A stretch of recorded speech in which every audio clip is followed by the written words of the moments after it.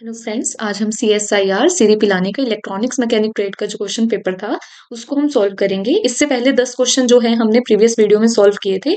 आज जो है हम 11वें क्वेश्चन से स्टार्ट करेंगे। तो आइए हम स्टार्ट करते हैं।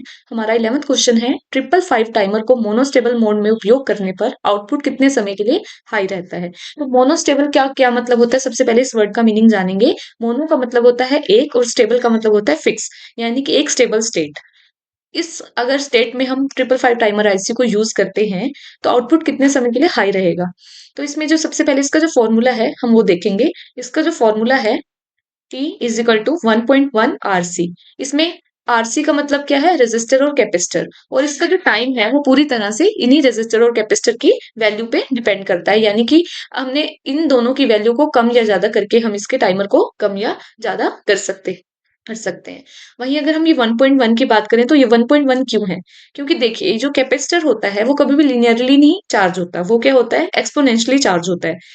और जब क्या होता है, जब ये अपने 2/3 VCC तक पहुंच जाता है तो उस टाइम पे जब हम जो टाइम पीरियड नोट करते हैं तो टाइम वहां क्या होता है, 1.1 सेकेंड। तो इसीलिए यहाँ पर जो है इसका फॉर्मूला में 1.1 है, T is equal to 1.1 RC। Next question है, कौन सा लॉजिक गेट एक्सोर गेट के आउटपुट को निष्कर्षित करता है। तो हमने ये देखना, सबसे पहले हम देखेंगे एक्सोर की ट्रुथ टेबल में क्या होता है। एक्सोर की ट्रुथ टेबल में क्या होता है, if both inputs are same then output is zero, यानी कि जब इसके दोनों इनपुट सेम होते हैं तभी आउटपुट जीरो होता है। और अगर दोनों इनपुट क्या है, नोट सेम होते हैं तो आउटपुट 1 होता है। तो हम इसका जो हमारा राइट आंसर होगा वो हमारा होगा डी ऑप्शन। नेक्स्ट क्वेश्चन है, A full wave rectifier converts AC voltage to which type of DC voltage। यानी कि फुल वेव रेक्टिफायर जो है, आपको सबसे पहले पता होना चाहिए रेक्टिफायर क्या काम करता है। तो रेक्टिफायर सर्किट AC वोल्टेज को DC वोल्टेज में कन्वर्ट करता है। तो अगर हम फुल वेव रेक्टिफायर की बात करें तो वो AC वोल्टेज डीसी वोल्टेज में कन्वर्ट करता है। तो इसका जो हमारे पास राइट आंसर होगा वो होगा एकल ध्रुव वोल्टेज, यानी कि यूनिपोलर वोल्टेज। इसका रीजन क्या है, क्योंकि फुल वेव रेक्टिफायर में जो होता है, जैसे कि पॉजिटिव और नेगेटिव हाफ साइकिल्स होती है, ये दोनों को एक ही डायरेक्शन में ले आता है, एक ही पोलैरिटी में। यूनि मतलब एक, तो ये दोनों को ऊपर पॉजिटिव ही ले आया है, नीचे कोई नेगेटिव में कोई भी साइकिल नहीं बची। नेक्स्ट क्वेश्चन है, if a transistor has a HFE 500 and base current IB is equal to 4 milliampere, what will be the collector current IC।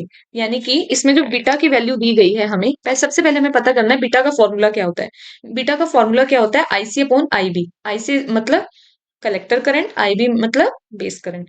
तो बीटा का फॉर्मूला क्या होता है, IC अपॉन IB। तो हमारे पास क्या है, IB भी गिवन है और बीटा भी गिवन है। हमें क्या पता करना है, हमें IC पता करना है। तो हम क्या करेंगे, फॉर्मूला अप्लाई करेंगे। बीटा का फॉर्मूला है IC अपॉन IB। बीटा की वैल्यू हमें दी गई है 500, हमने यहाँ पे 500 इसकी वैल्यू पुट कर दी। IC की वैल्यू हमें गिवन नहीं है तो इसलिए IC हमने यहाँ पे लिख दिया। IB की वैल्यू हमें कितनी दी गई है, 4 मिली एम्पियर। 4 मिली एम्पियर दिया। अब क्या करना है, हमें IC पता करनी है, इसको हम यहाँ ले आए, ये यहाँ पर चला जाएगा मल्टीप्लाई में। तो 500 को 4 मिली एम्पियर से मल्टीप्लाई करेंगे, कितना हो जाएगा, 2000 मिली एम्पियर। यानी कि हमारे जो कलेक्टर करंट है वो 2000 मिली एम्पियर है। Next question, identify the following symbol. ये जो सिंबल है ये किस गेट का सिंबल है। तो ये जो है हमारा नैंड गेट का सिंबल है। नैंड गेट किस किस गेट से मिलकर बनता है, AND NOT. AND plus NOT is equal to NAND gate, जो कि एक यूनिवर्सल गेट है। तो ये जो आगे वाला सिंबल है ये एंड गेट का सिंबल है। यहाँ पे एक जो ये बबल लग गया, ये नोट का बबल लगा है। तो AND plus NOT is equal to NAND gate. Next question है, class B amplifier operates over which region of the characteristic curve. यानी कि जो हमारा क्लास बी प्रवर्धक यानी कि एम्पलीफायर है, वोल्टेज करंट ग्राफ के किस क्षेत्र में कार्य करता है। तो इसका जो राइट आंसर होगा वो होगा हमारा कट ऑफ रीजन में। नेक्स्ट क्वेश्चन, 8192 बाइट मेमोरी को एड्रेस करने के लिए कितने एड्रेस बिट्स की जरूरत होती है। How many address bits are required to address 8192 bytes of memory. तो इसमें हम क्या करेंगे,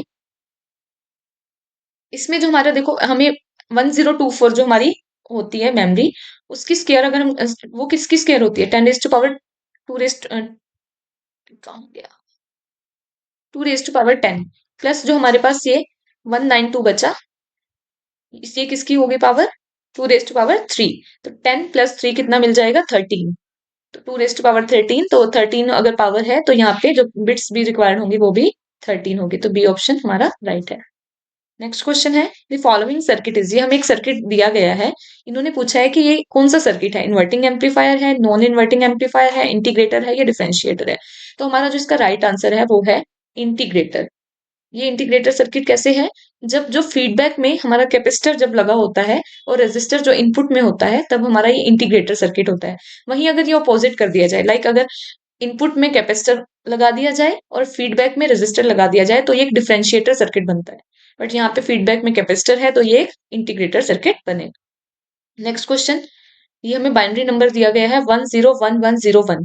इसको हमने किस में कन्वर्ट करना है? डेसिमल नंबर में। तो इसको डेसिमल नंबर में हम कैसे कन्वर्ट करते हैं? हमें 1 2 4 8 16 32 64 ये फॉर्मूला याद करना होता है।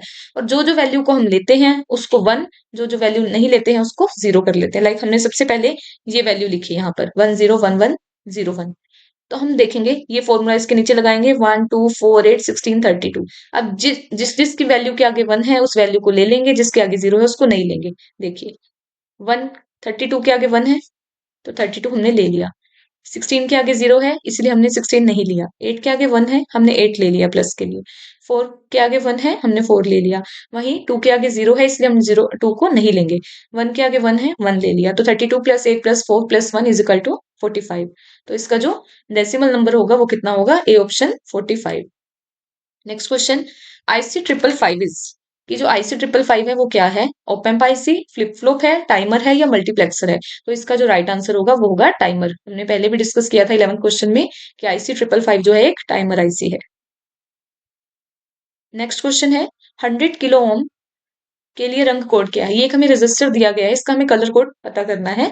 तो हम कैसे पता करेंगे? सबसे इसके लिए हमें क्या चाहिए? हमें कलर कोड चार्ट याद होना चाहिए। तो हम अगर याद करेंगे तो 1 जो होता है हमारे पास ब्राउन का कलर होता है, 0 जो होता है ब्लैक का होता है, थर्ड जो हमारा मल्टीप्लायर होता है येलो, जिसकी पावर क्या होती है? 10 रेज़ टू पावर 4। ब्राउन की जगह हमने 1 डाल दिया उसकी वैल्यू, ब्लैक की जगह 0 डाल दी उसकी वैल्यू, मल्टीप्लाई बाय येलो की जो मल्टीप्लायर होता है वो क्या होता है? 10 raise to power 4।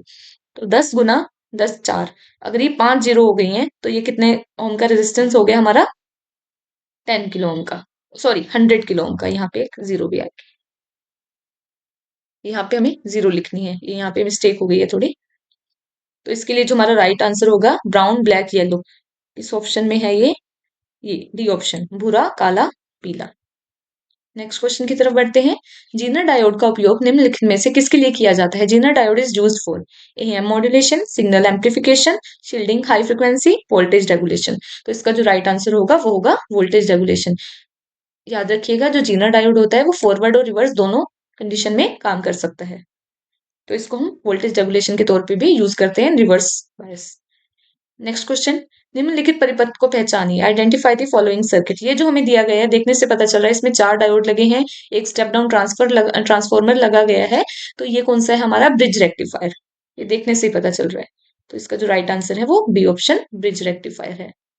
Next question, कौन सा गेट निम्नलिखित में से यूनिवर्सल गेट नहीं है? Which of the following is not a universal gate? देखिएगा, फर्स्ट है नैंड गेट, सेकंड है नोर गेट, थर्ड है एंड गेट, फोर्थ है ऑल ऑफ द अबव। तो यहाँ पे मैंने साइड में लिखे हुए हैं बेसिक गेट्स कौन से होते हैं, यूनिवर्सल गेट्स कौन से होते हैं। बेसिक गेट्स कौन से होते हैं हमारे? 3, एंड और नोट। वहीं यूनिवर्सल गेट उन गेट्स को कहा जाता है या जो किसी एक गेट के अलावा किसी और गेट को मिला के बनाया जाता है, जैसे NAND gate, NOR gate. NAND gate किस किस को मिलाकर बनाया जाता है? AND plus note.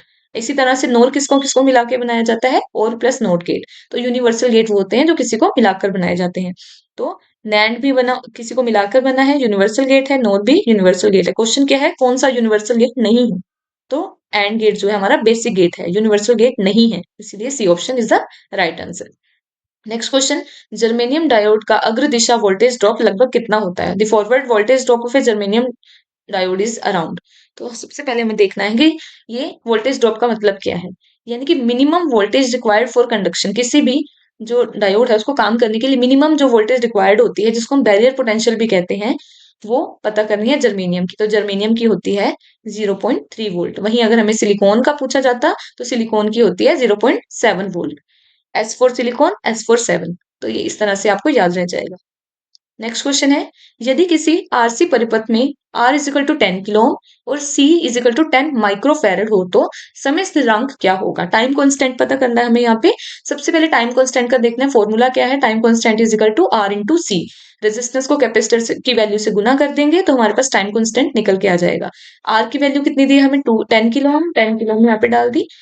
कैपेसिटर की वैल्यू 10 माइक्रोफेरेड, तो 100 यहाँ पे हमारे पास 10 माइक्रोफैरड हो जाएगा। तो हम इसको अगर मल्टीप्लाई करेंगे तो हमारा जो आंसर निकल के आएगा वो आएगा हमारा 100 मिली सेकेंड, क्योंकि इसकी किलो इसके माइक्रो से प्लस माइनस कट हो जाएगा, माइक्रो में माइनस तीन तीन जीरो रह जाएंगी, तो वो मिली में कन्वर्ट हो जाएंगी, तो 100 milliseconds. Next question, the ideal internal resistance of an ammeter should be. किसी भी एमीटर, सबसे पहले एमीटर का जो आंतरिक रेजिस्टेंस होता है वो कितना होना चाहिए। एम्पियर मीटर जो होता है वो हमेशा सीरीज में कनेक्ट होता है, और इसका जो रेजिस्टेंस कितना होना चाहिए, हमेशा जीरो होना चाहिए। इसका रीजन क्या है, अगर इसका खुद का एक रेजिस्टेंस होगा और हम किसी भी जगह पे कोई करंट मेजर करेंगे तो ये रेजिस्टेंस उस करंट को घटा देगा, जो कि सही नहीं है। इसीलिए इसका जो रेजिस्टेंस होना चाहिए वो जीरो होना चाहिए। Next question, of the following elements resist change in current by the action of an electric field. इनमें से कौन सा ऐसा एलिमेंट है जो करंट में चेंज को अपोज करता है। तो सबसे पहले हमें देखना है जो इंडक्टर है वो अपोज करता है change in the current, and जो कैपेसिटर होता है वो अपोज करता है चेंज इन वोल्टेज। तो हमें क्वेश्चन क्या दिया हुआ है कि ऐसा कौन सा कंपोनेंट है जो करंट के में होने वाले परिवर्तन को रोकता है, तो वो होता है हमारा inductor. Third C option is the right answer. Next question, modulation index की अधिकतम सीमा क्या है। What is the maximum limit of the modulation index in AM system. तो इसका जो राइट आंसर हमारा होगा वो होगा 1। एएम में मॉड्यूलेशन इंडेक्स की अधिकतम सीमा 1 होनी चाहिए, क्योंकि अगर ये 1 से ज्यादा हो गई तो हम इसे ओवर मॉड्यूलेशन कहेंगे। नेक्स्ट क्वेश्चन है, एक बायस का मुख्य कार्य क्या है। What is the primary function of A bias. First option है इनेबल इंटरनेट ब्राउजिंग, सेकंड है control hardware, third manage application software, fourth है लोड द ऑपरेटिंग सिस्टम। तो क्या है इसका जो राइट आंसर होगा वो डी ऑप्शन, ऑपरेटिंग सिस्टम को लोड करना, लोड द ऑपरेटिंग सिस्टम। तो ये हमारे 30 तक क्वेश्चंस थे। इसके आगे 31 से 50 तक जो 20 क्वेश्चंस रहेंगे वो हम नेक्स्ट वीडियो में सॉल्व करेंगे। Thank you so much.